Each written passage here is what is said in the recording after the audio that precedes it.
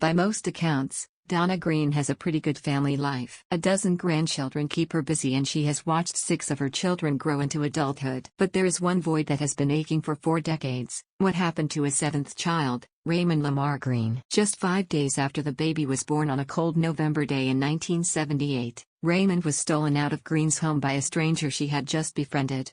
Now, 40 years later, there are still few clues. Green doesn't know if Raymond is still living in Atlanta. She doesn't know what he looks like.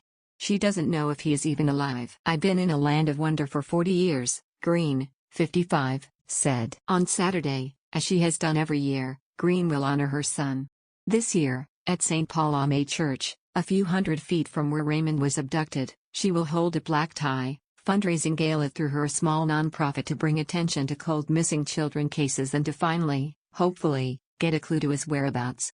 She says up to 100 people, mostly friends, families, volunteers and advocates, come to the annual remembrance. Over the years there have been glimmers of hope, through random tips, that soon faded. Like the man in Germany who fit Raymond's profile and was looking for his natural mother.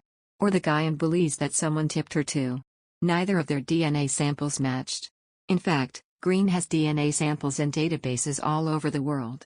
No matches. As a favor, GBI forensic artist Kelly Lawson drew a picture of Raymond Lamar Green as he might have looked at the age of 4.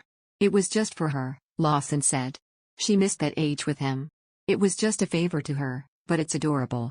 Later, Lawson drew Raymond as a 35-year-old. She studied the faces of Green's mother Donna Green, each of his 6 siblings and photographs of his late father to come up with the image. GBI The police say Raymond's case file was lost many years ago. Recently a forensic artist at the Georgia Bureau of Investigation came up with sketches of what Raymond and his abductor might look like today, but they also haven't produced any concrete leads. Lisa Morris. Donna Green was 16 years old when she gave birth to Raymond on November 1, 1978 at Grady Hospital. He would be her 2nd child, following Raymonda, a daughter born a year earlier. A few hours after she gave birth to Raymond, Green went up to the nursery to see her 7-pound, 8-ounce son. That is when Lisa Morris showed up and introduced herself. Green recalled that Lisa was about 23 or 24 years old and stood about 5'5", with smooth, light skin, full lips and a mole on her face. She wore a red headscarf. The two stared at the babies through the glass. She asked which one was mine, Green said. She pointed at a girl and said that was her niece and her sister had just given birth. The last name of the baby she pointed to was Morris. Lisa walked back to Green's room and the two talked and traded stories. Lisa came back the next day with more questions. What was the baby's name? What was the father's name? On November 3, the day Green and her baby were set to be discharged, Lisa returned for a 3rd visit. This time she asked for a ride home. The driver first dropped Green off at her mother's apartment in Carver Homes. That is how she found out where I lived, Green surmised. On November 6, Lisa paid another visit, saying that she had ridden the bus to the notorious former public housing complex in southeast Atlanta. Green let her in and the two talked. Tony Thompson, Green's brother, sat in the living room with them tending to another infant, Mike, the newborn son of another sister. Green went upstairs to take a shower. It was one of those cold days and we had the heat on, said Thompson, who at 18 was the man of the house. I had Mike on my shoulder and the heat was feeling good and we both ended up going to sleep. GBI forensic artist Kelly Lawson sketched Lisa Morris, the woman that Donna Green said stole her 5-day-old baby. Lawson drew Lisa as a 24-year-old who stood about 5'5", with smooth, light skin, full lips and a mole on her face. She also drew a version that added about 35 years to the age. She approximated the hair, since Lisa always wore a scarf. When Green came back down, Lisa and Raymond were gone. A month later, the other newborn in the room, Mike, died of sudden infant death syndrome. I was poor and black. Green said the Atlanta Police Department came and took a statement, but nothing came of it. 8 months later, in July 1979, 14-year-old Edward Smith and 13-year-old Alfred Evans were found dead in wooded areas 4 days apart. Smith and Evans' death marked what many believe to be the beginning of the Atlanta child murders, a series of 29 murders of poor black kids that terrified Atlanta from 1979 until 1981. It never crossed my mind that Raymond's disappearance might be related, Green said. Kids were just disappearing. It was scary that people could come into your house in broad daylight and take your kids. With the rise of the missing and murdered cases, Raymond's disappearance faded from the city's consciousness almost as quickly as it had arrived. The Atlanta Constitution ran one brief story on November 10, on page 62, about the kidnapping, right beneath a feature photo about Eva's naughty tree. "They didn't give me much help because I was poor and black," Green said. In 1981, a woman named Louise Lett was arrested and charged with kidnapping Shantavette Alexander from Grady Hospital. In a strange twist, at the time of Lett's arrest, she also had a 2-year-old boy whom she claimed was her son. The Atlanta Journal reported that because of the similarities in the two kidnappings and the age of the boy, police tried to determine if Lett was Lisa and if the boy was Raymond. But a footprint test proved that the tot was not Raymond. "Cases grow cold," said Tina Douglas, a freelance journalist who befriended Green after doing a story on her several years ago. "So, if family members and advocates don't keep the name out there, it disappears.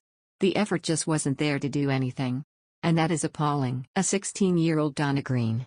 Green's son was kidnapped on November 6, 1978, just 5 days after he was born. From the day her son went missing, Green has carried the guilt. She never blamed Thompson for letting Lisa take Raymond. "I am the one who let her in the house," Green said. "I was the naive one." Green's mother blamed her for Raymond's disappearance.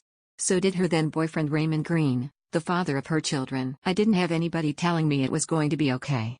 Or to hold my hand," Green said. "I had to figure it out on my own. How to be normal." 12 years after she split up with her boyfriend, they got back together, got married and had 5 more children. Her husband died in 1999 and Green continued raising her children, the youngest of which are 20-year-old twins. She has also worked as a drug counselor and drug technician, mostly for teenagers and young adults. Of Green's 6 remaining children, all graduated from high school and 2 went on to graduate from college. One child manages a hotel. Another is the director of a daycare center. Over the years, several composite drawings have been made of Raymond Lamar Green to approximate what he might look like.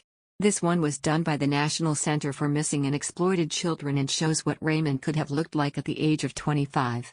Raymond's mother, Donna Green, keeps it framed. A photo showing him at 40 years old will be released next week. About a decade ago, Green started a small organization, Raymond Green International Outreach of Hope.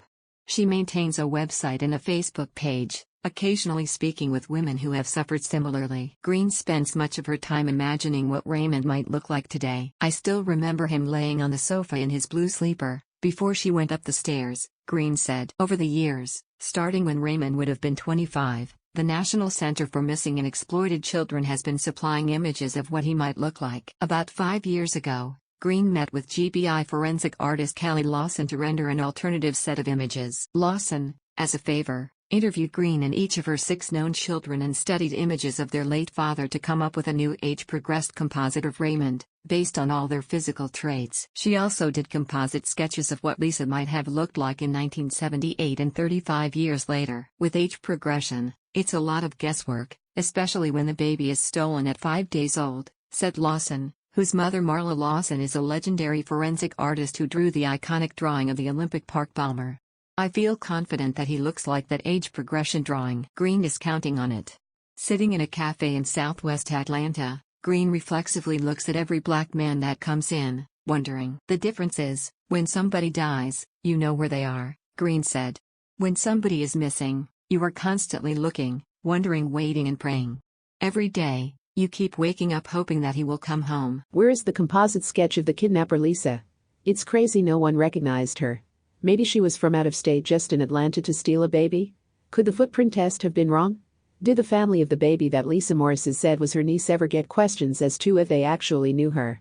The discovery of Camilla Mobley alive and well after 18 years, and the revelation that her kidnapper was a recently bereaved mother who did keep and care for her. Not that this in any way excuses the horror of what she did, but her motivation was not to hurt or kill or traffic the baby, just to have a baby. Gives me hope that other kidnapped newborn stories like this one may have similar outcomes.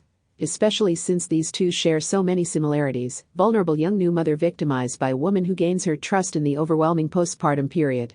This is heartbreaking. I've had the great pleasure of meeting Donna, and she is a wonderful woman that has done her best to make sense of this incredibly tragedy. She now dedicates her life to bettering the lives of others, and I find so much inspiration from her story. Is this the case where the infant's mother described seeing the perpetrator emerge from the closet in her hospital room a few days before the abduction? Does anyone else remember reading this?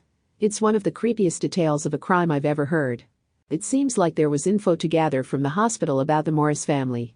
Did the police investigate that? And the situation where Green's brother fell asleep on the couch while a stranger is sitting there is really strange. How could he feel so comfortable? Were they not talking at all and they were just sitting in silence so he fell asleep? And he fell asleep so soundly that she was able to move around, take an infant, and leave without him hearing anything. In what time frame did this happen? 20 min? It's insane that her family put all the blame on her when their last offense was literally napping on the job. And then a month later another infant that has been under his watched eyes, though there isn't any info about his involvement with this infant's life. So, what's your theory on what happened? Post it in the comments below. Thank you for listening. You can find the original post in r/unresolved mysteries through the link in the description box below. I like being able to listen to posts when I'm busy doing something else and can't read them. So I made this video for anyone who wants to listen to their Reddit posts. If you enjoyed this video, please like it and don't forget to hit the subscribe button below to get more puzzling mysteries.